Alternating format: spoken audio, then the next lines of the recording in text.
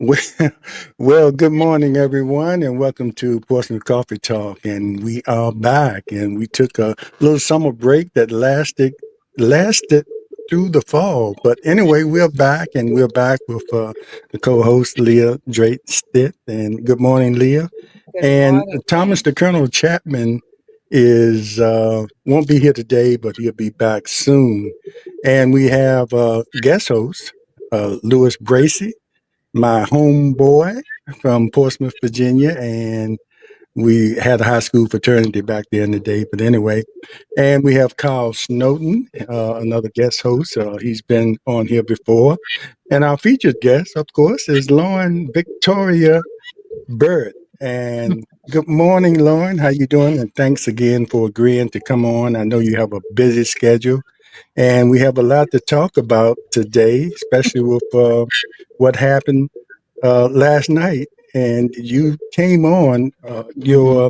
your show to kind of talk about that. So Yeah. let me tell you a little bit about Lauren first. But Hmm. I first saw her on. I'm a watcher of Roland Martin, and I saw her on there, and she is an occasional guest up there, giving her uh, take on things.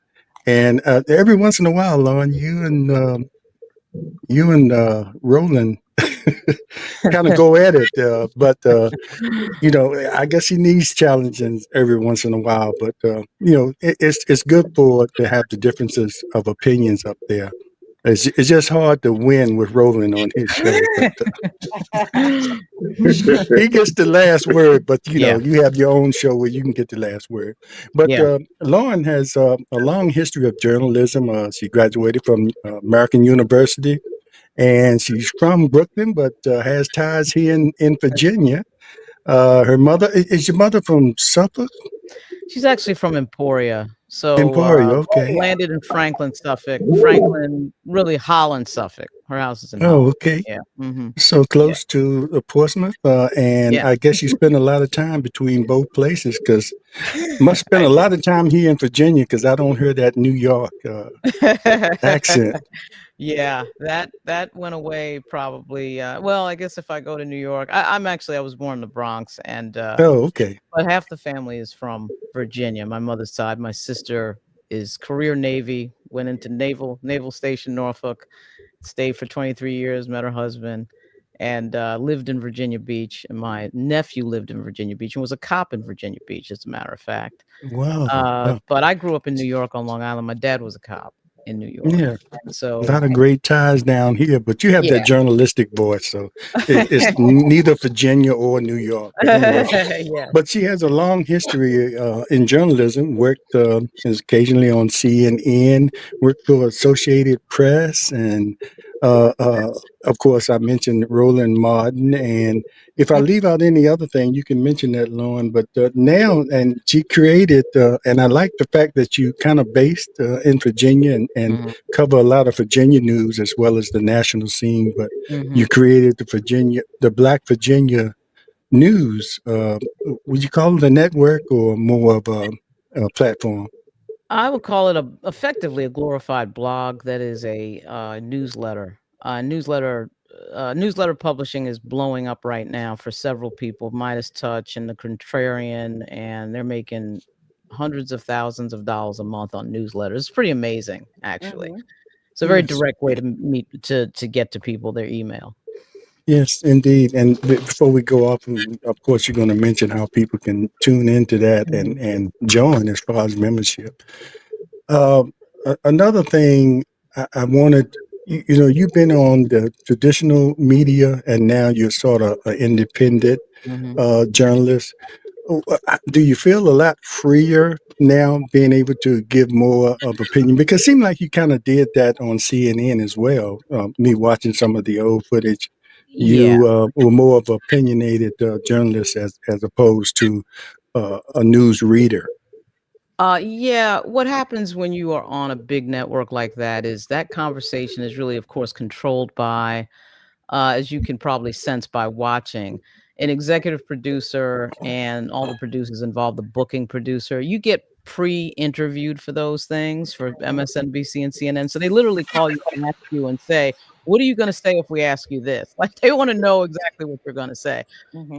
Obviously, if you have your own platform, you do whatever you want. That's why Roland Martin and so many others, Don Lemon, Joy Reid, have their own platforms, not just because of the necessity of contracts ending, but you notice, particularly with Don Lemon, I mean, he is like a different person than he was what we saw on CNN, Yeah, and Right. and it's totally different. and it's a Man good on the street.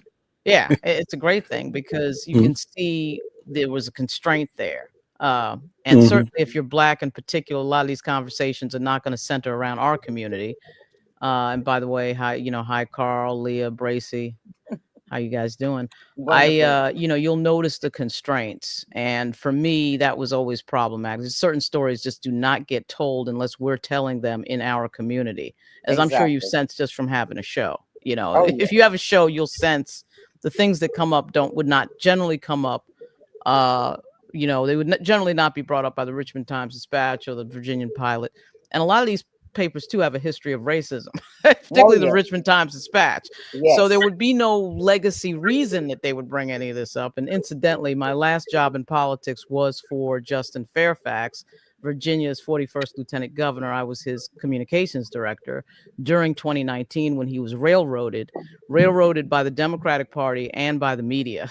And I Right. watched that up Right. close. And Mm-hmm. that was a great example of what happens when someone else tells your narrative. And for black men in this country specifically, it is highly problematic because there are not a lot of black men in these newsrooms. So Mm-hmm. I, a black woman, have to tell people who are lily white sitting up at the New York Times and the Washington Post point blank, I have to tell them it is highly unlikely that a black man sitting at Duke University, two black men, if you remember, one of his accusers had accused two black men, Corey Maggette, who Yes. Exactly. I'm not a big college basketball fan, so I didn't know who Corey Maggette was, all Mm-hmm. right, until this happened. But she'd accused Corey Maggette and Justin Fairfax in Exactly. 1999 and 2000. And I had to tell these lily white reporters, look, if you think the two black guys could walk around at Duke University with allegations swirling and nobody was going to say anything, you're out of your mind. They just have no Exactly. sense of that. So that's part of the journalistic reason for Black Virginia News. Wonderful. Yeah, that's great. And of course, when I asked you to come on, I wanted to talk about, and we will talk about the since the blue wave, and what we need to do to continue the momentum of the blue Right. wave into the midterms. And soon as we want to talk about that, what happens last night happened, and I look Right. at that as Yes. sort of, Right. we get this momentum, and then we want to take a Give it step away. back. Now it depends on how you feel about that. I know we want it to open up, and we don't want people to suffer, but Right.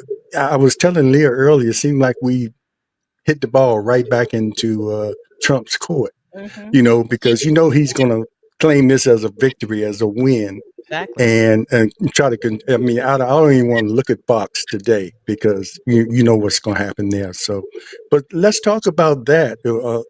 That happened last night, and of course we had one of our senators, Senator Kane, Right. to vote Yes. in the affirmative of that. So, Mm-hmm. let me get your take on that, Lauren, and we'll hear from the other panelists as well. Right. Well, my take on it is that, of course, on Tuesday there was a historic moment in Virginia history. There were several historic moments. One Mm-hmm. is we were going to have a first Black Attorney General serving in January in the person of Jay Jones, who had an unnecessarily rough ride where the Democratic Party threw him under the bus and then They decided did. right at the end that, oh, wait a minute, maybe we should have a Democratic Attorney General. Mm-hmm. Of course, we're going to have the first female governor, first Muslim American. The thing about the lieutenant governor, State Senator Hashmi, is she actually will be the first Muslim American statewide official in the entire country, In the country. not just Virginia. So Uh-huh. that's pretty amazing. So that was an extremely diverse ticket. The Democrats did make history, as led by Don Scott, and I'm sure you guys. You've had Don on the show as Speaker Yes. Scott on the show. He's of course himself a historic figure as the first Black Speaker of the Virginia House, and he pulled off something that hasn't happened in Virginia politics since 1987. Almost like 50 years. Mm-hmm. Him and his deputy Dan Helmer who's the campaigns chair for the House Democrats in the state. But Don Scott did something incredible, amazing. His personality is extremely what. In fact, when I first met him, I thought he's from New York. I mean, because there's nothing Virginia about him. Like he's just very sort of aggressive. So I figured this guy's from New York, but he's from Texas. At any rate, he pulled off something that has never happened. It hasn't happened in a generation of politics. And so, with all of that euphoria going into the week, Democrats have all this energy, and what happens? They give in and cave in to the Republicans yesterday. You could feel the cave in starting on Saturday when Yes. the Republican leader in the Senate, John Thune, said, "Hey, I'm not going to go out of session until we solve this," which really didn't mean that they were going to be in 24 hours. It just meant that, okay, we're just going to keep coming in the session every single day. Incidentally, I worked in the U.S. Senate for 3 senators, and one of them being George Mitchell, who was in the leadership and would keep the Senate open forever. But at any rate, they capitulated. They gave the Republicans the 60 votes they needed to move forward and out of the shutdown. And the problem is they got nothing for it. Nothing. That's the problem. The problem is not ending the shutdown. The problem is not getting anything for it. So you've been messaging for 39 days that the healthcare tax credits not being extended past December 31 is going to mean a spike in people's healthcare coverage. You've been marking that for 39 days, and now we have a deal that doesn't include the extension of the healthcare tax credits. That makes no sense. And if you weren't going to get that deal, then don't tell people that that's what you were dealing for.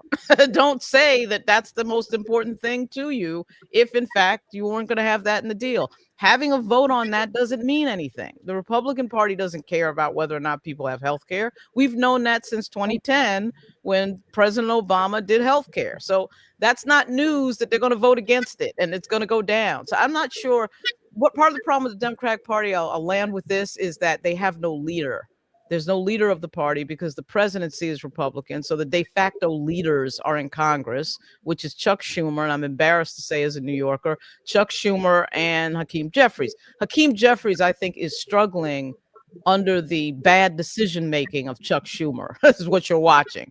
But when I go into the Capitol today, U.S. Capitol, I will probably be at Hakeem Jeffries' press conference and I'll ask him. We've been asking him, is Schumer going to throw you under the bus? Are you guys on the same page? And of course, he said they were, and now we find out last night that they aren't. Wow. Wow. And welcome again, Kyle. And give me your take on that. Kyle Snowden is a former director of civil rights in the state of Maryland and worked for the governor and really active in Maryland and out there sometimes with Lewis on boots on the ground protesting. But Kyle, give us your take on it. Well, I think Lauren's analysis is on point. The thing I would say to her, and she's worked on Capitol Hill, so she should know this. Nothing is what it appears to be. I don't think we should assume that we know everything. There are a lot of things going on. There are a lot of factors that's moving. So I think we've yet to see what will actually come out of this. I know that people on the progressives are not satisfied with this. Her analysis of the fact that what it really has come out of this is a promise that they would vote sometime in December for the Affordable Care Act. And many people within the party, Democratic Party, don't accept the notion that that's enough. So I'm not sure we've seen the end to this shutdown. It appears to be that, but I'm not convinced that we're at that point, even though it seems that some Democrats have gotten on board. But remember, there's a lot of public concerns here, and those Democrats will be hearing from progressives all over the country. And I might just add, when Lauren was giving her analysis of things that have happened as a result of Tuesday's election, Lauren, I would add that in New York, your great state, there were two wonderful African-American women that got elected for the first time, one in Albany and the other in Syracuse. And in listening to those women over the weekend, just amazed at how they were able to, in their individual cities, be able to mobilize, organize, and energize a great coalition of people. So I think we look at the blue wave, and we need to be very, very careful as we do our analysis. Most people focus on the blue wave, talked about what happened in Virginia in terms of your state governor, the governor for the first time being a female in New Jersey. But I want people to know that there have been things happening all over the country that are not being Mm. reported. For example, in Annapolis, Maryland, where I'm at, we had an election.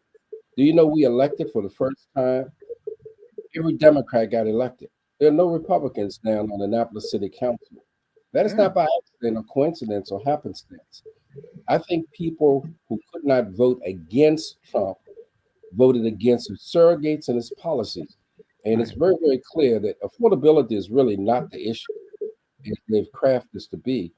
I think there's a strong, strong dislike for the man in the White House. And this affordability is just a nice word to be used, but it's really anti-Trump. Yeah, and Lewis, I'll get to you, but I want to go to Leah. Leah, you are very involved here down here in the city of Portsmouth, a former school board member. Uh, how do you see this? I know you were excited about the blue wave, and do you see this as a like a big thorn in our side? What happened last night that sort of slows down that wave? I don't think it slows down the wave. The wave is there. It's what it is. But in any way, do you see it as a half step or a step backwards, or not really taking advantage of the momentum that we created with the wave? Well, I really felt as though I had been punched in my gut, really. I was hoping that that last vote was not going to come in. Right. I don't feel as though they can trust the Republicans. They surely can't trust Donald Trump and anything he says. Right. So you're making a deal with the devil. Right. You're making a deal that you cannot enforce. You're making a deal that they'll turn on you. I mean, Johnson, he has not even called the House back. And when the House comes back, who says they're going to be in agreement with what the Senate has brought to the table? So you're right back where you started. So I don't see where I felt so good about the momentum that we had. And I feel as though they kind of broke that momentum up. However, we still have a lot of work to do in order to hold them accountable. The people are going to have to hold them accountable because you cannot depend on your elected officials to hold them accountable. So I just don't see where we're going right now. I don't really see it helping us any at all. I don't see it helping us at all. Wow. Now, Mr. Boots on the ground.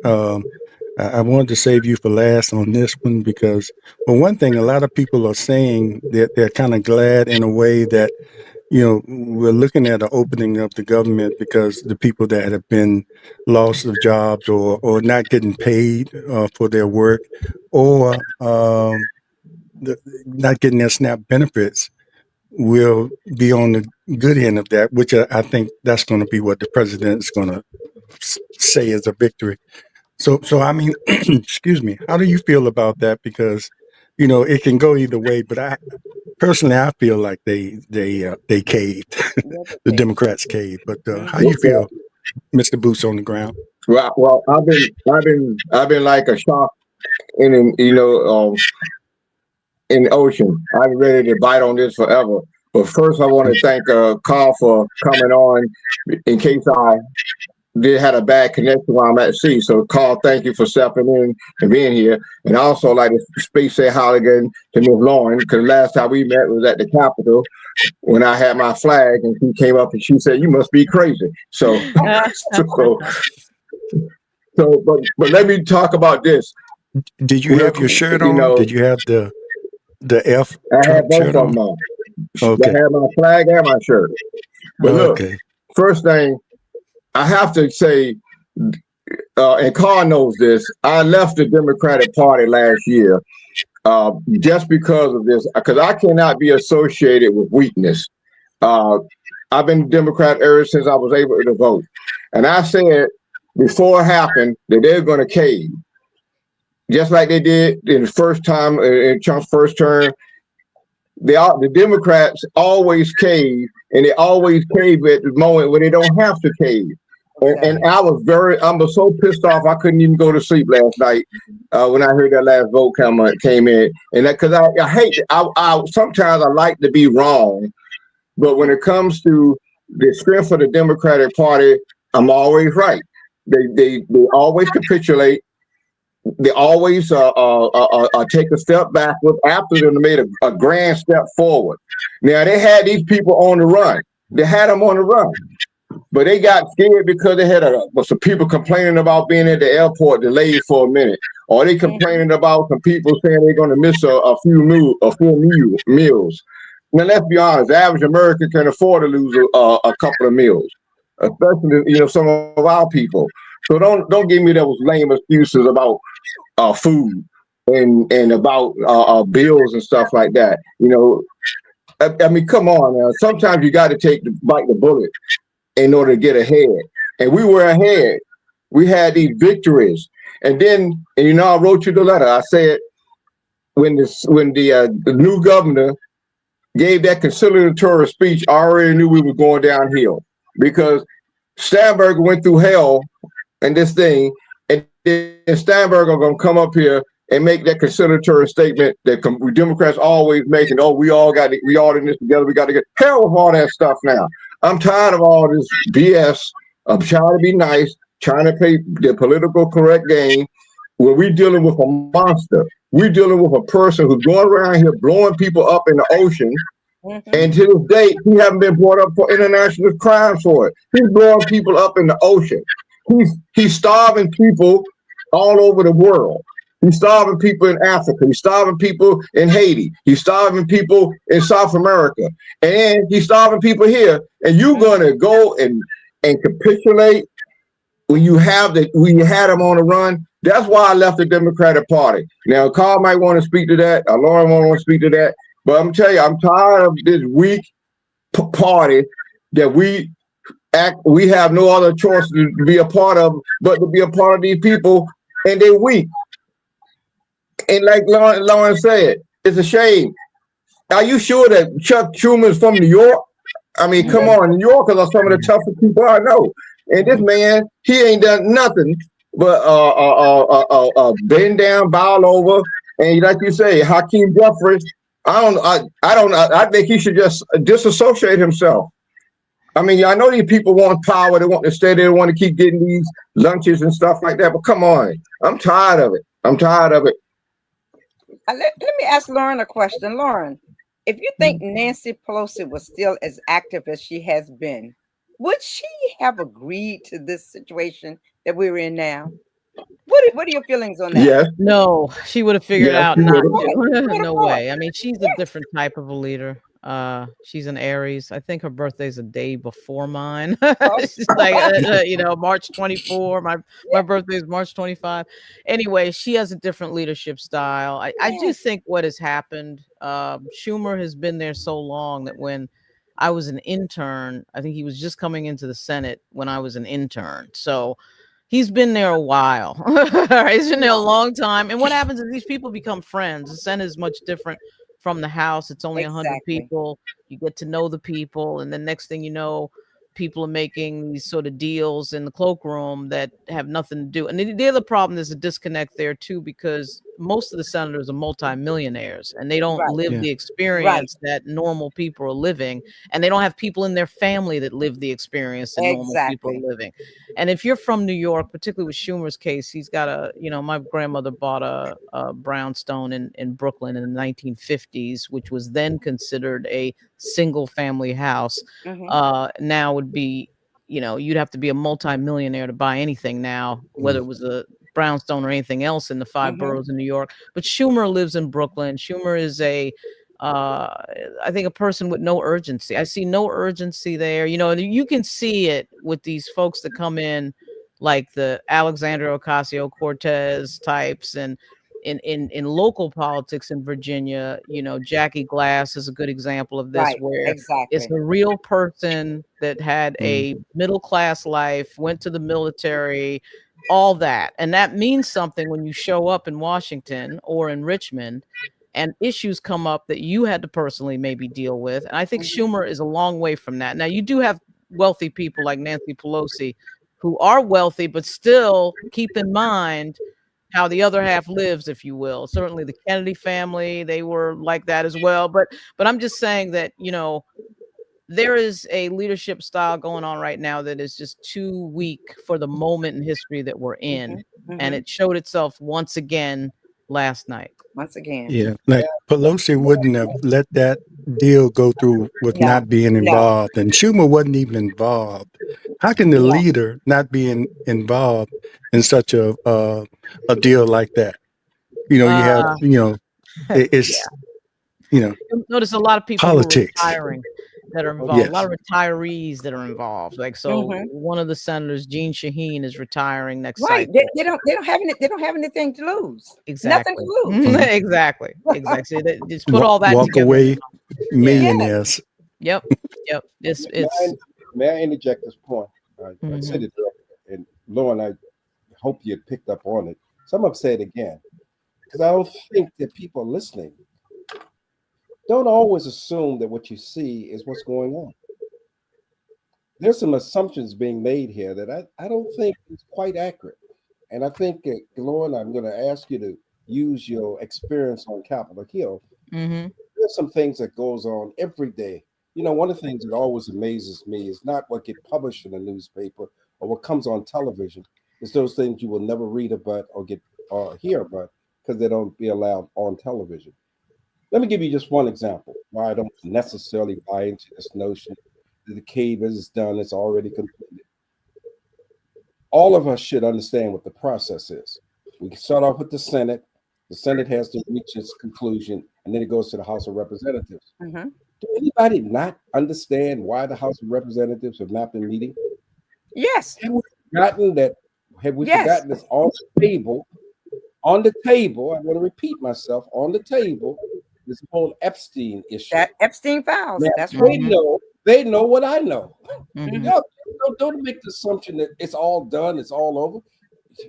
Listen, my understanding having something to do with politics, I think I know a little bit about it. Politics is not checkers, it's chess. You anticipate what the next moves of people are going to be.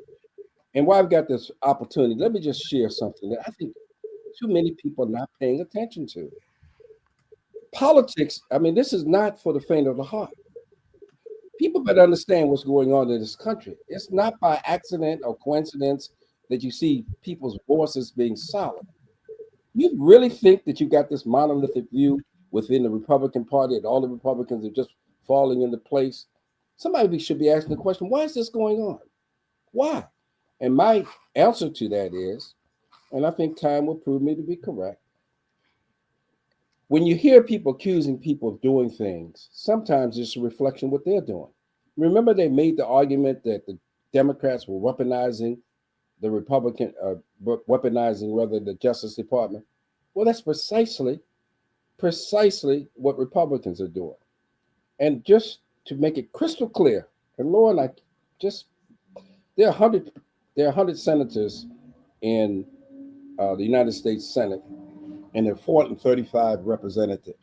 And what people have forgotten from history is how weaponizing the Justice Department has been used effectively. I'm old enough to remember J. Edgar Hoover. I know how they kept the dossiers. Do you know how many people who hold public office in Washington, D.C. are nervous because of what could be revealed? And Epstein. Let me just make this one last point. The one thing, you may say a lot of things about Trump, but the one thing Trump does not have any problem doing is using the power that he has to make his enemies pay a price. And there are people who, Democrats and Republicans, to emphasize the Republican part, who got things in their closet that they'd prefer to keep in the closet.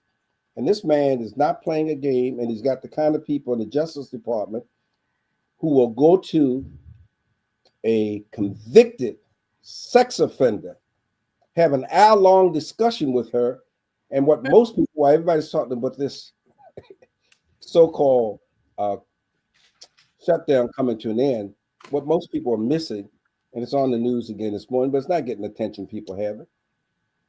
They're already talking about commuting her sentence. You think that's ethical? Of course.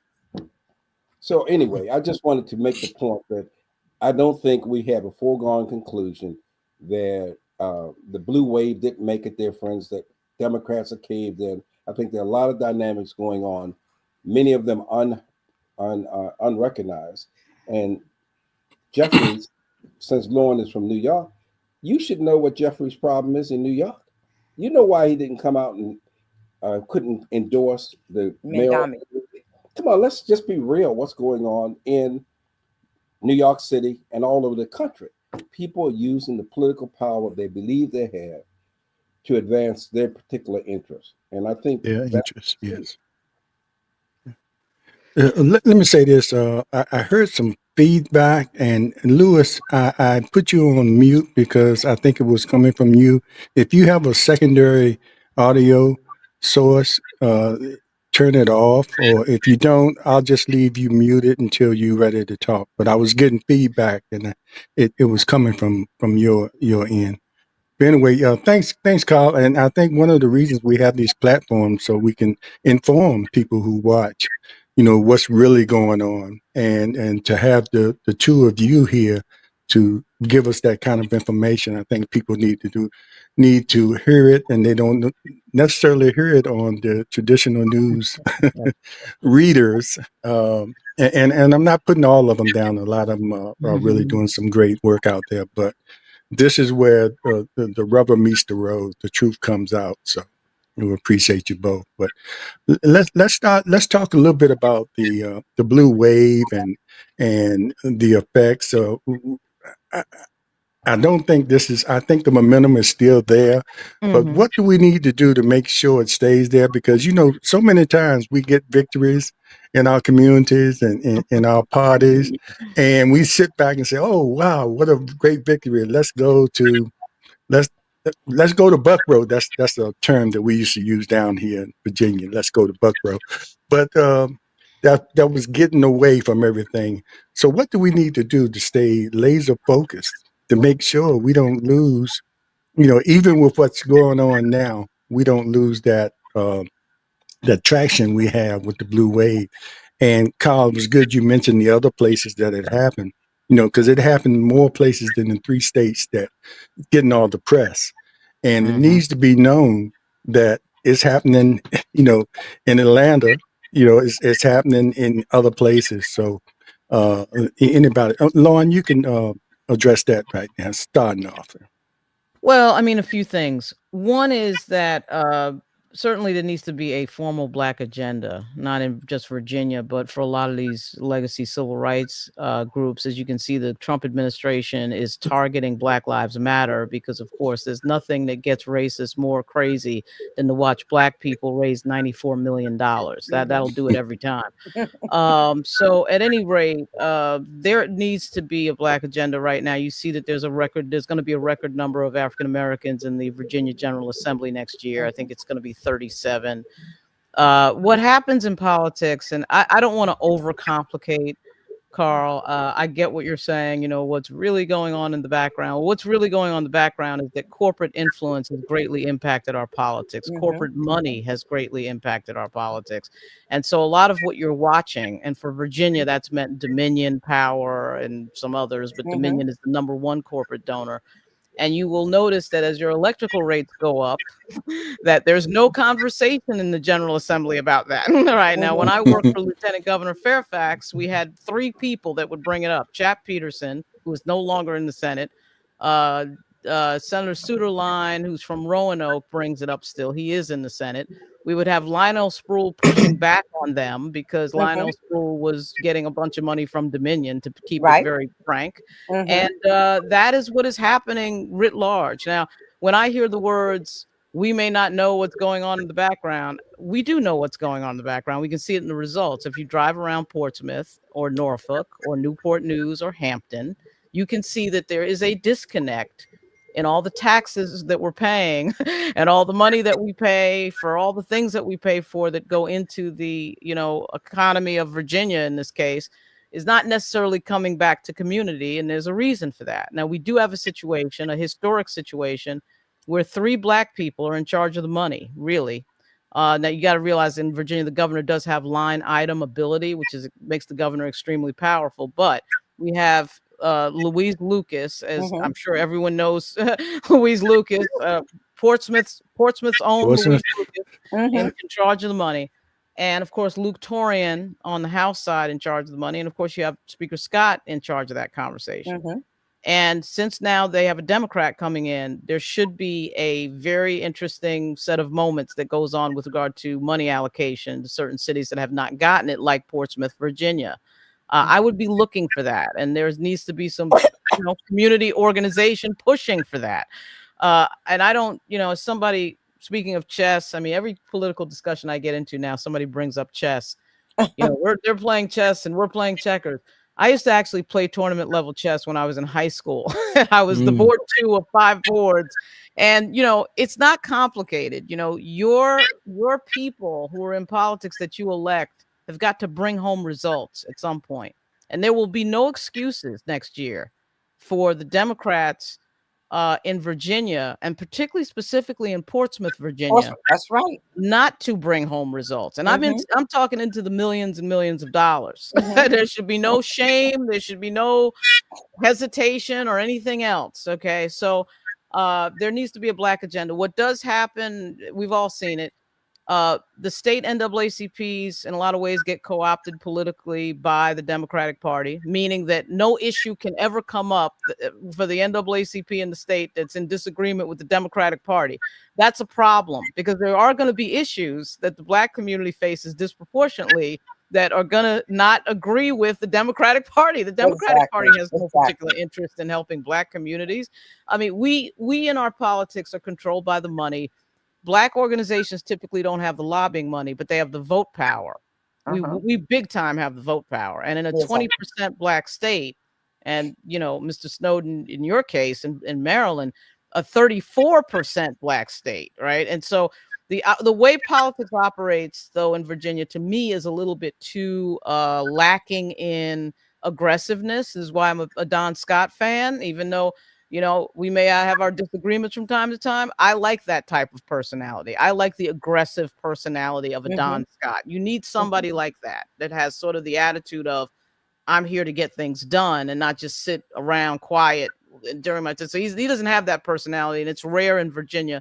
But what I've noticed in Virginia is that there is no push in the Black community for a plan of action, a Black agenda, if you will, that is put down. And it has to be put down, I think, in this particular example, independent of the NAACP in Virginia. No offense to Cozy Bailey and the gang. Cozy Bailey's been great, as opposed to who they had before him, who was just, to me, a joke. But at any rate, Cozy Bailey's okay, but there's got to be some sort of push there on these legislators to get things done. And the reason it doesn't happen is, and I'll just land with this and let everybody comment, is that the way that candidates are selected, to bring up Jackie Glass again, with the exception of a Jackie Glass that gets in there on her own, almost by accident, right? The party selects people who go along with the party. And when the party selects people who go along with the party, that doesn't mean good things a lot of times for Black communities. And particularly when the moneyed interest makes that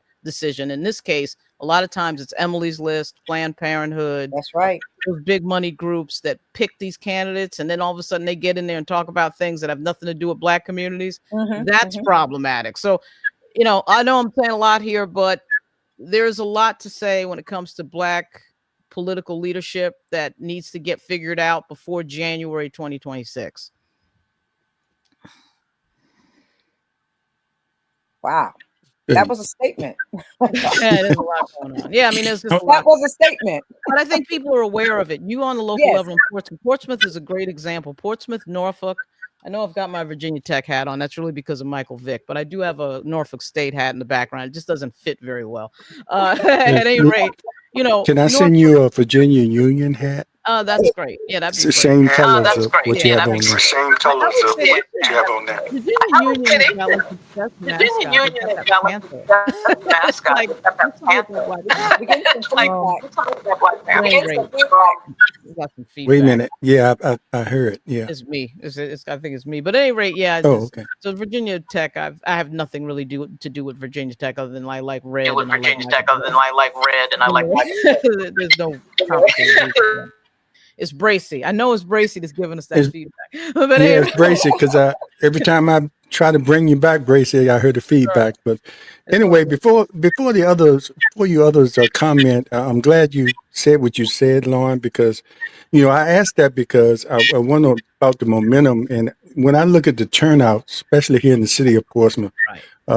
44%.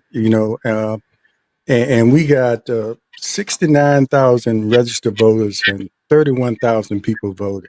Right. 41%. Okay, and it's the same thing in Norfolk, Newport News, and Virginia Beach. The cities in Hampton Roads that need to really be involved. When I looked at Suffolk, 70% of the people voted. Mm-hmm. But you see the most progression there. You see things do. happening in Right. Suffolk. So, we really need to get the people and the people that are really need. And I checked out throughout Virginia. You saw a lot of Northern Virginia cities voting over 50%. But when you come back down here to Hampton Roads, we're at below 50%. So we have to do better, as especially here in Hampton Roads and getting out the vote and getting the word out and keeping people excited. But evidently, with our messaging, evidently we're not getting to some people here in Portsmouth, Norfolk, Newport News, where the need, where we need more than anybody in the state, and we have the people here, like you mentioned, Louise Lucas and Don Scott is from Portsmouth. We have quite a few, and Jackie Glass. I like what she's doing, as a sort of grassroots person. So, Mm-hmm. And others can chime in, Let is me that where we need to keep that momentum going, making sure people get out to vote? I mean, that goes without saying, really. But well, what do we need to do to get that messaging out, to get those people off their butts? But well, James, first, may I ask before anyone else jumps in, do you feel, Lauren and the Honorable Carl Snowden, do you feel that with all of the misinformation and the media overload, that what impact do you feel that has had on people being informed as to how to vote? There's so much misinformation out there, people just don't know how to vote. And what are your thoughts on the misinformation out here? well, let me just say this. It's very important for people to understand, and it just amazes me that people assume that if you elect black folks in public office, your life is going to change automatically. That doesn't. I'm beyond that. I'm I'm in favor of electing effective black people as a Thank public you. office. Just because you Thank got you. somebody black in office doesn't make a difference. And the word accountability has to be used. The reality is, and for those of you in Virginia, let me give you a Marylander experience that you need to. I want to make sure people understand expectations. We in Maryland have a black governor. We have a black attorney general. We have the Right. black speaker of the House. We got the largest black legislative caucus in the nation. Right. You're Right. talking about 37 people coming into the House of Representatives in Virginia. We got 56. I Mm. just want you to understand it's not about just having black people in office, it's having effective black Effective. people in office. Yes. Can I tell you something that most people will be stunned to know? That in Maryland, when we had 13, not 56, but 13 black elected officials, we were the second state in the nation to pass Martin Luther King's birthday as a state holiday. Virginia didn't do that for many, many decades later. Right. My point Right. is having effective black people. And since you're from Lauren from New York, let me just make it clear to you. I'll take an Adam Clayton Powell any day. Any over day. Adam Clayton Powell understood how to use power. He Right. did. He understood that he was He living did. in the same exact conditions that Right. Trump is living in. Mm-hmm. Nothing's changed. The power structure was the same. Jews had an incredible power in New York Mhm. State. Mhm. Power is good power. And one of the things I loved about power, and for me in Maryland, Perrin Mitchell was my guy. Perrin Mitchell was one of the founding members of the Mhm. And I just want to give two examples, and I want people just to check this out. Don't take my word for it. Thanks to Google, you can Google this. Mhm. You ought to Google this question. Is black people, no, Google this statement, black people are 3 to 5 times more likely to be audited by the IRS. If you put that in, you Google that, you're going to come up with these articles from the New York Times, the Washington Post, the Wall Street Journal, all the papers y'all think are legitimate. And those newspapers are going to report that in 2023, under Biden, I might add, when Biden was president, they had a study that showed that if you were black in America, you are 3 to 5 times more likely to be audited. Now let's use common sense. If black people make up 15% of the population, how is it possible that you're 3 to 5 times more likely to be audited? And when you look Wow. up that story, what you're going to discover is that this was a national story. And I want people to hear me. This is what I mean by accountability. There was not a single, I hope y'all hear me, there was not a single black congressperson in my state, in Maryland, and I don't think Bobby Scott did it in Virginia. Mhm. When this report came out, there was no town hall meeting by black leaders in Congress saying if you got a letter from the IRS to audit you, here's what you need to do. When my congressman, Perrin Mitchell, was living, he'd been all over that. He'd had a town hall meeting. He'd tell black people. Remember, one of the things that I just cannot emphasize enough, I tell Lewis this all the time. Leadership is about leading. Mhm. It's not about a title. Mm. I love the fact that we have a black governor, and I'm gonna do everything I can to get him reelected. But I'm not a fool. I understand what's going on. Politics, when you talk about a black agenda, do not assume that means that nobody else got an agenda. Mhm. Other folks' agendas out there. So we're competing. And lastly, I just want people to remember politics. I saw someone mention John Lewis going across the bridge in 19. Mhm. We are relatively new to this game called politics in this country. Black people have power. And what I'm trying to say to our folks, as clear as I can, when you elect somebody to office, black or white, I want to emphasize, you want to hold them accountable. The only question any voter should be asking any candidate, Accountability. straight, male, whatever their politics is, Mhm. you should be asking is the following. If I vote for you, how will you improve the quality of life of my family, my community, and my people? And Mhm. if you answer that question, you ought to be voting for somebody else. The reality is we should hold people accountable for those things they promise. It's not enough. And that's why I don't think those who run the anti-Trump stuff, that's not enough. People need to know that if I vote for you, how will it make my life better? And one of the Right. things I'm trying to advocate here with our governor in Maryland, he should be bold. If I'm Yes. real, here's what I'm going to do. And then do it. And then people see there's a correlation between how they vote and the improvement of their lives. Mhm. One of the last things I just, again, want to Mhm. Brother James, is this. It is not up to politicians to liberate us. They've never Mm. done that. There's nowhere anywhere in history where you find that. Frederick Douglass said it so well. Where there's progress, there's protest. Where there's no protest, there's no progress. We have to understand, as Dr. King said so many years ago, power, real power, means having General Motors say yes when they really want to say no. That's power. And that's what we need to be able to do, is to make sure our folks understand the power they have is in that vote. The power they have is the ability to say to a person, Democrat or Republican, mayor or senator, if you don't reflect my interests, you won't get my vote. You Mhm. can't have greater power than that. Well, you Agreed. said it. You said it's something I always talked about, the power in the vote, and sometimes we don't realize how much power we Hmm. have. James, Uh, and accountability. Amen. and Accountability. accountability. We do not hold people accountable Right. to us for our Right. vote. We let them take our vote and run with it and do whatever they want to do with it. You Right. know? So Right. There's nobody providing political leverage. yes, And without yes, political leverage, without someone saying, if you don't do this, this is going to happen, there is no leverage. no leverage at And all. when you look at Virginia, I'm not sure who's providing that leverage.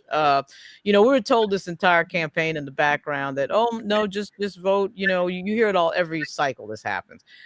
Vote Democrat, and we'll take care of everything. Will be fine. And well, this is definitely going to be one, particularly since the Democrats control everything by almost a supermajority in the Virginia House. This is going to be the one where if something doesn't happen that is quite noticeable in terms of results, it's going to be a very This is interesting it. conversation. This I is can it. already tell, like, by my, the signal chains I'm on and the text chats I'm on, it's, you can tell that there are a group of Black folks out there. Some of them are in office, some of them are not, some of them are former leaders, whatever. It doesn't really matter. But they sense that. Look, you can't just keep telling people to vote and vote and vote and have no results on the back end. Mhm. And when you That's so do, true. and when you do have results on the back end, people respond. Right. Exactly. My mother lived to be 104 years old. Wow. And one of the things my mother would get, the one thing that would make her angry, and she would just go crazy when somebody would say this. And generally, it was somebody ignorant or somebody who was young, sometimes combination of both. But when someone would say, nothing has changed in America, my mother would say, what? Was born before women had the right to vote. Right. My mother was born when segregation, and Virginians should understand this well, it was American style apartheid. Exactly. Right. I mean, this is the way it was. People Right. lived through that. And so we're at this point in history now where Black people are achieving positions of power they've never held before. Right. Question becomes, how do we collectively use our power? And one final example I really want people to understand, Mhm. and you have to be of my generation to appreciate this. So Lewis will get this. Anybody of my generation will know this. There's an 82-year-old woman who's Black right now walking the streets of California, and it had not been for Black people using their power, she would be dead. Her name was Angela Davis. She was Yes. to go to the gas chamber in 1972. Right. 1972, Ronald Reagan said, we need to make sure that this woman dies. And Right. Black people all over the nation who had never even heard of Angela Davis. By the Right. way, she had a beautiful afro. Those of you, Yeah. everywhere you saw, there was this word all over the country: free Angela, free Angela, free Angela. And I want people to realize the power we have. And I keep saying to folks, because people want to have you believe you don't have any power. Yeah. Nelson Mandela walked out of a prison into the presidency of South Africa because of who did that? Barack Obama didn't get elected president by accident or by coincidence. People literally gave their lives Right. to make it possible. And a black woman who was in line for 3 hours, when they asked her the question, "Aren't you tired?" She looked up and said, "Tired? You know how long I've been waiting to be able to vote for a Black president? Right. I'll stay here all night long if necessary." That was the kind of determination that our people had. And people who live through certain eras know what we're capable of doing. But what I don't think people understand is the other side understands things too. Lauren, you mentioned corporate America. I wish people really understood who funds Black candidates running for public office. Right. The list. How are you going to? Oh man, we just have to hold people accountable, and by putting information out. And the misinformation that's been given to people is also disinformation. Exactly. Martin Luther King Jr. was a Republican. That part's true. Martin Luther King Jr. would have you vote Republican. Both. Where you come up with? And for those of you who time on the internet, there's something called paid. I want you to hear me, because black people, we sometimes get confused. They're paid mercenaries. They're black trolls whose job it is, these white right-wing people use their black faces, pay them money. People are Yes. unaware of this. So you see some black guy coming on internet saying, I love Donald Trump. Donald Trump's the best thing that ever happened. Oh, He's not tell it, tell it, He's been tell it. being paid. Yes. How are you going to get mad with Lil Wayne, who gave $6 million to get a pardon from Donald Trump? Sure, Lil Wayne gonna say he okay with me. He took him out of jail. Once you understand the information, it's clear who's coming from where, and you don't get caught in the foolishness. And finally, I want to thank you, Virginians.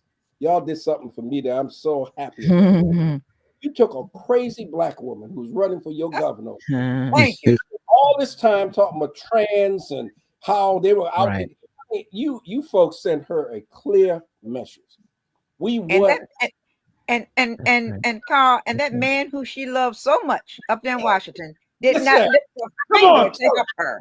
He Yes. did not endorse her. He didn't mention Right. her name at any Right. time. That was Well, I because think- he had criticized him. She had Yes. criticized Yes. him and said the party needed to move on. And of course, he remembers all of that. Like, Yeah, you he know, Yeah, he remembers doesn't. everything. He's got an elephant memory as Also, far as that's I'm concerned. looking at what something Brenda Carter wrote, saying that, can you imagine the power we would have if every black citizen was a registered voter? I think it's the power we would have if every black citizen was a knowledgeable voter, Right. an informed voter, That's the more point. so than a registered Knowledgeable. voter. Okay. well, And you know, Leah, it Leah, is true that- you and I go back as far as knowing Winston Sears. Yes, Back when she was kind of I local remember here. when she started. And, yeah, so she's always been a problem, and she was just introduced to a lot of people, and she didn't disappoint yeah. as far as how she was back then and how she is now. So I'm sorry, I didn't. Lauren, you were saying?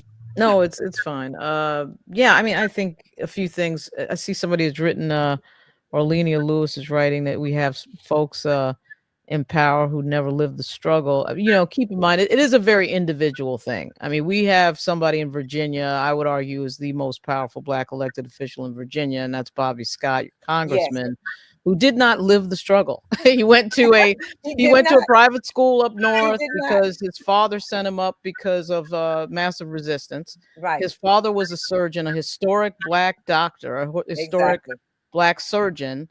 He didn't necessarily live the struggle, but he totally understands, you know, who he's fighting for when he goes to Washington. And those results have been clear because he's moved millions of dollars to the HBCUs and everything else, and now fighting for healthcare. So it's kind of a very individual thing. You could have the most bougie Jack and Jill character show up and they fight for the poor, and then you could have somebody who's an activist that doesn't understand what's going on. So it's like you got to just really be careful about the candidates that are selected. My only point there was that the party picking the candidates sometimes has been problematic. They do pick a certain type of person. That type of person tends to be the go along to get along type, because that's what the party needs to operate, right? You need somebody that just goes along with the program. And what this life demands is people who will raise their hand at inconvenient times and say, wait a minute, what are we doing? You know? So that's a complicated question. But, you know, Slim, what you said about black voters, we are voting at 90+% for the Democratic Party, and we should be demanding something for that. Big time. We should be demanding a lot for that. Right. We don't speak up, and all this sounds like local politics enforcement, doesn't it, Leah? You know, it's like I was so City USA, but in this last election, I just sat back. I said, I can't be involved. Can't be involved. So some of the decisions that were made, I said, I just cannot, within my heart, feel good about myself to be involved in what was going on in the local election. It was sad. It was sad. Yeah, one of the things I wanted to share with your audience, and this is one people, because we lived through a period. My background is that of a historian. I study history. I read history. I know things a lot of people just don't know. But I want to give one example, just so we all know, because I don't think everybody know what time it is. If you ask the average black person, why did Vice President Harris lose the election to Trump. They give you all kinds of explanations as to why she lost, got in it too late, Biden, all kinds of foolishness. And then you ask this question, which I asked everybody on this line and people that's listening. Think of the most revered Black person in history, living or dead, whoever you consider the most revered. If it's for you, if it happens to be Barack Obama, fine. If it's Martin Luther King Jr., fine. If it's Shirley Chisholm, fine. If it's Oprah Winfrey, whoever you think is the most revered Black person, living or dead, in history. And then follow it with this question. Whoever you have in mind, if you think it's Martin Luther King Jr. or you think it's somebody else that was the most revered, answer this question. If Martin Luther King Jr. was running for president of the United States, had been convicted of 34 felons, and had been found liable for sexually assaulting a white woman, could he have won? And everybody, with white and Black, by the way, right, say absolutely not. Then you pause and you say, okay, if Martin King couldn't have won under those circumstances, name one single Black person in America history that could have won under those conditions. Not and one. You will find not a single Black person or white will be able to name that. And then when I stop and ask this question, which is the punchline question, how did Donald Trump get elected? And before you go off into this notion about the machines being rigged and all that, no. We're in a stage of American history right now where I think people are not paying attention. Exactly. The folks who came to power are really clear. You might not like what they're doing, but they're clear. Anybody who don't understand that Trump don't like Black people, that Trump and his ilk is moving to turn back the clock, he's as clear as he could be. And we want to pretend that it got something to do with foolishness. It's racism and sexism right in front of our face. And they're not playing. Right in our face. Before they would have a Black woman who had been endorsed by the AKA, they'll take a white man who was endorsed by the KKK because they understood that white man. And the last thing, and Lewis has heard this many times, but I'm just so angry when people don't do their history. 54% of all white women, those white women that was concerned about so-called reproductive rights, 54% of all white women in 2016 supported Trump. When it came to 2024, when a Black woman was running against Trump, 60% of all Tell white it like it is. Even more. That's right. Amazing. You're looking at these, your so-called allies. You better pay attention to not what they say, but what they do. And if you turn an election across the country in 2024, where reproductive rights was on the ballot, white women voted for reproductive rights, and at the same time voted for Donald Trump. And we don't take the time to understand what's going on. It's called racism, and we want to pretend it's something else. It's racism. And we got to wake up and be vigilant. We got to wake up and actually see for ourselves. We have to get to listen to some of these Black media sources so we can hear the true story. We take things for granted. You know, we let them tell us anything and we ingest it and believe it to be so. We just have to. It's sad. Smart, but Leah, we're smarter than people give us credit for. Yeah. One of the things that I just think that people need to hear, a Black guy told me this, Lewis, Daryl Jones told me the one thing a white man told him that helped him tremendously was the following. He said, you Black people think we white people are smarter than we actually are. And that's true. The fact of the matter is Trump thought he could do something to Black people that didn't happen. And we need to take credit for this. People think the reason why Trump sent folks into Chicago, into Washington, D.C., into Memphis, where these Black communities, he wanted Black people to respond to create what called civil unrest so he could declare martial law. Exactly. We as a people didn't fall for that. Exactly. He went to Chicago, had a white man in Chicago wearing an ICE uniform, calling Black people niggers. And Black people didn't respond. He thought, oh, we're going to Right. but we're smarter than they give us credit for. Yeah, we are paying attention, but we need to pay attention a little more. Well, more of us, I'll put it that way.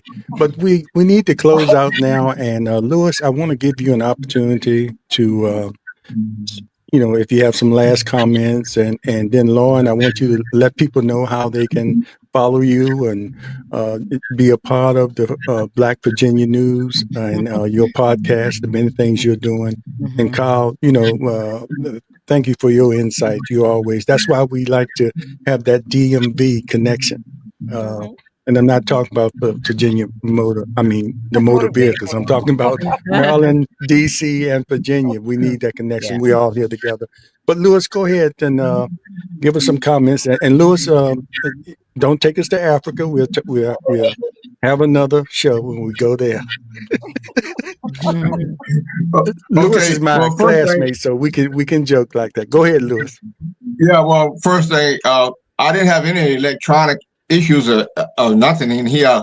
I don't know what caused the feedback, um, and It it could have been lost somewhere signal. else. It could have been But somewhere else. but I was been here listening. But I just like to say first thing, I want to thank Lauren for coming on the show, because I sent you her information the same day we met at the Capitol. So we Mhm. got to get this woman on the show, and I'm glad that we was able to do that. And again, I thank Carl for coming in and give the input that he gives all the time. Always hit the point.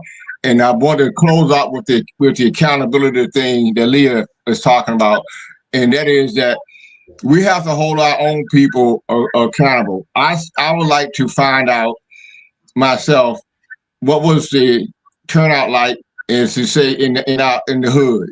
And you know what I mean by the hood, Yeah. Yeah. because if we can't reach that level of our people if the 2026 elections come up, we're gonna be in trouble, because we need to get that element into um, voting and understanding that everything that happens applies to them.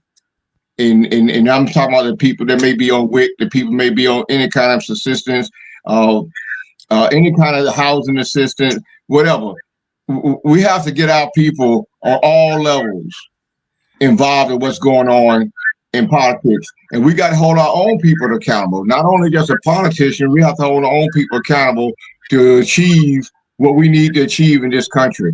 And we can't do that if we have 40% of our people not participating in the system that will benefit all of us. So holding our own people accountable, as well as holding the politicians accountable. We have to do that, but we have to have all our people, or as many of our people as possible, involved in this system that we live in under. That's all I have to say. Yeah, and Lewis, we're gonna do a show for Portsmouth, precinct by precinct, and telling how it went, because that's what the politicians look at, Mhm. and that's Exactly. how if you see things happening in your neighborhood or that's your special interest, because they looked at how people voted in different precincts and different neighborhoods. So we need to be That's right. aware of that so we can step it up. If you want to get attention from the politicians, you need to get out there. So we're going to do a precinct by precinct. Okay, Lauren. Well, Leah, do you have? I want to say thank you, James, first for bringing Portsmouth Coffee Talk back. Thank you so very much, Lauren, and the Honorable Carl Snowden. Thank you both. Because this election, because of the local foolishness that was going on, I had become totally disenchanted. I had gotten to the point I've given all of these years in this democratic political world that I had said You that was even it worked for at the me. Capitol. You worked at the Capitol for a Yes, delegate. Yeah, yeah. I was saying I was through because it had become too negative, too nasty, and people attacking individuals and attacking families, and I just did not want to be a part of that. But I want to thank you all because you all have refreshed me. And I pray that you all will come back again because we need to do this on a regular basis just to keep our people informed. And this is a good venue for us to take care of that. So I'm going to say Look, Mr. Bracy, you know I'm always glad to see you. But I want to really thank the Honorable Carl Snowden and Lauren Burke. Thank you all so very much. You have enlightened my spirit. You've awakened my spirit, should I say? And I just appreciate the both of you, and I appreciate your words. I've listened to what you've said. I know what we need to do, and we need to just put it in. We need to make it happen now, not just listen, but we need to make it happen. So thank you so very The much for 2 hour coming. show. The 2 hour Yeah, show. It yeah. is Two We'll hour we'll do show. a We'll do it we'll short. do a 2 hour evening show like we did before with a panel. Yeah, And yeah. Leah and Lewis and myself, we all grew up in the same neighborhood, so we and been involved in politics since high school, right, Leah? That's right. I Okay. was excited when I got to cast that vote for John F. Kennedy. That's how far back it goes, Lauren, and don't try to count back. Okay. I'm sorry, I wasn't voting then. Okay. Lauren, will you please let people know how they can follow you or watch your platform or watch your lives? You know, you pop up anytime when something is newsworthy. Like I Yeah, just happened to catch you last night, and I'm glad I did. You know, I got some insight yeah, from you of what was going on because I didn't realize that was happening until I yeah. saw There's a you lot talking going about on. it. Yeah, there's a lot going on. Thanks for having me on, and thanks to Thank you. both Lewis and Carl and Leah. Thanks for having me. Leah, when it gets negative and things are negative, that's when you know you're probably about to win. You do realize that, right? Oh, I do. I I do. mean, I do. like I do. I do. that's because once we get close to winning is when the negativity begins. Hmm. I would say, I mean, you can reach me at Black Virginia. If you type in Black Virginia News on Google, it'll come up. One of my emails is in the chat, which is just Black Virginia News at Gmail. And there's a lot going on, to say the least. But I would say that we do have the pieces on the chessboard in the right position. The thing is now the political strategy has to be executed. But it's in the past it's been the case. Somebody who grew up in New York, we didn't have any black members of Congress on Long Island. I grew up on Long Island. I was born in the Bronx, but I grew up on Long Island. We didn't have any black members of Congress or black members of the state legislature. You guys have an embarrassment of riches. I remember when I first started paying attention to Virginia politics. I thought, wow, who is that black congressman over there that they've got down in Newport News? I mean, I have a black congressman. That was that's a big deal. And in the North, a lot of times you don't have any of that. But I would not despair because negative politics is politics. Politics is a rough business. We have to really keep our eyes on the prize when it comes to who becomes members of Congress. Pay close attention to the seat that some of you may or may not be in, which is the second congressional district. There's going to be a dogfight as to who runs for that seat. There's been a lot of groups pressuring Delegate Michael Fagans of Virginia Beach to run. That would be somebody for the black community that would be quite exciting. And then you're going to see other people trying to run that may or may not be good for the black community, but the black community needs to kick in because we have a lot more power than we think we have. Big time more power than we think we have.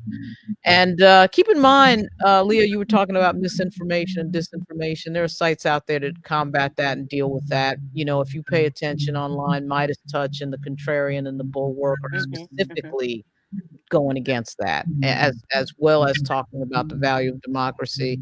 And they're getting hundreds of thousands of followers for a reason. And just watch what happens in the news today. Tim Kaine right now is getting roasted. Our senator is getting roasted on his Facebook for Yes, he being one of the is. people who went along with the deal last night. Hmm. Tim Kaine's a nice guy, but people make mistakes and big Yes. mistakes sometimes. Tim Kaine was one of the first people to assume that Lieutenant Governor Fairfax was guilty with no investigation, no conversation, no courtroom, no jury, no nothing. And that these are things that are huge mistakes that you do have to put pressure on people and tell them when they're making a huge mistake. I think Tim is a good guy, but I think last night was a mistake. I But think so. we have more power than we think, and I'll see you guys at Vernon Tillage's turkey giveaway. I will be The there. the turkey giveaways are beginning, and Vernon Tillage, who is, of course, a member of our Portsmouth City Council, is one of the turkey giveaway. He just started last year, which is great. And Otis Williams, of course, has the big one in Suffolk. But great talking to y'all. And anytime you want me to be back on, just call, and I'll come on anytime. So thanks for having me. I really appreciate it. And thank you. We really appreciate you coming on and taking time with us in your busy schedule. And because you follow the Virginia news so well, we want you to have, you know, a presence down here, even though you already have a presence down here in Hampton Roads, but more of a presence here through Coffee Talk. So thanks Absolutely. again. We appreciate it. And thanks everybody for watching. We appreciate you. And don't forget to like, subscribe, and comment. Okay. We appreciate your comments today. And we like when you participate. And that's why we go live. Anyway, thanks a lot. And we'll see you next time, everybody. Thank you. Take care. Thank you. Thank you.